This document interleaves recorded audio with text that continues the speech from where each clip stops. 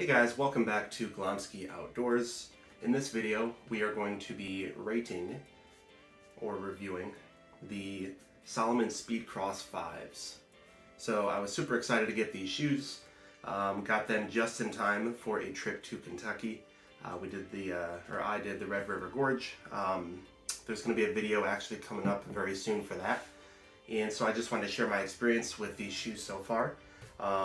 That trip is the only official trip that I've taken with these, and then I've shoveled snow twice. So still got a little bit more that I've got to put these under to be able to truly know exactly how I feel about them, but I know my experience for the first trip, and I want to share at least that with you today. So first thing we want to look at is the comfort of these. Now I will say they do fit a little bit narrow, so if you have wider feet, there's a chance, particularly in this area here, where they're just a little bit snug. For me, it was just enough. I could have used a little bit more room. If I had a thicker socks, it might have been more tight, but for the setup that I had, these were actually very, very comfortable. So on a scale of 1 to 5, these are definitely like a 4.5 on comfort. As far as durability, I mean, I stumble a lot, period. One thing that these do have going for them is they are crazy light, and so it's easier for me to lift up my feet on the trail. And so I did notice that I stumbled less. I hit my toe less. However, it did still happen because I'm me, and that's never going to change.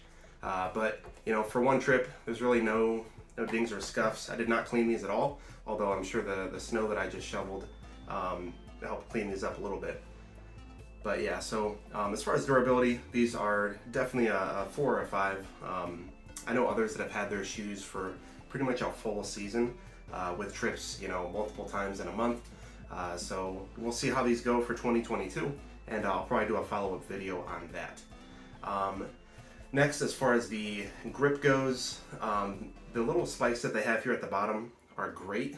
I love these because not only do you get really good traction, but there was quite a bit of mud at the gorge, and nothing really stuck to the bottom of these. And so with the Columbia hiking boots that I have, they have great traction, but literally this would all be caked in mud, and then you're dragging around an extra couple pounds every single step. With these, they stayed fairly clean. You know, nothing really got stuck to these because of the spacing in between here. It was able to fall off, which is nice. So you still get great traction. There was a couple areas on the trail that you'll see in the video that I put out where it was literally just like an ice skating rink going downhill. That part was a little sketchy, and these will not save you from that at all. And of course, you know, I didn't have my trekking poles as well. But for the trip, I did not fall at all with these shoes. I thought for sure I was going to go down at a couple points.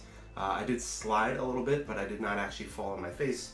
So as far as the traction goes, these are definitely a 4.5 on a scale of 1 to 5. Next here, talk about waterproofing. Now these are not like a Gore-Tex. I actually don't know. I'll have to look up what the technology is, wherever it is that they claim to have for these.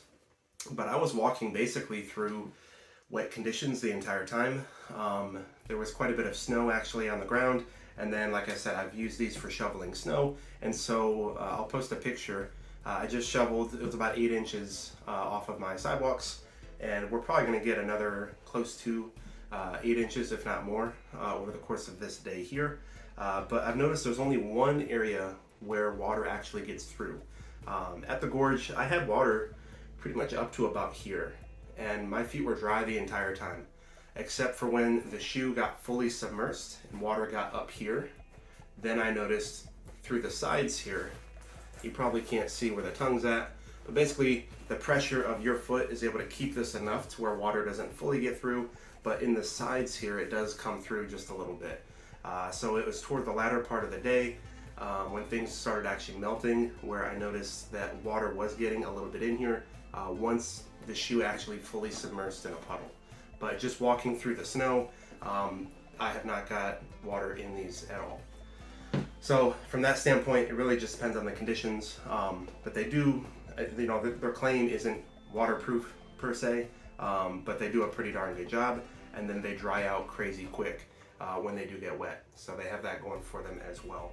So overall, for a first trip, I love these shoes. They're great. I'm a size 13. Did not go with the wide. I just went with what was available.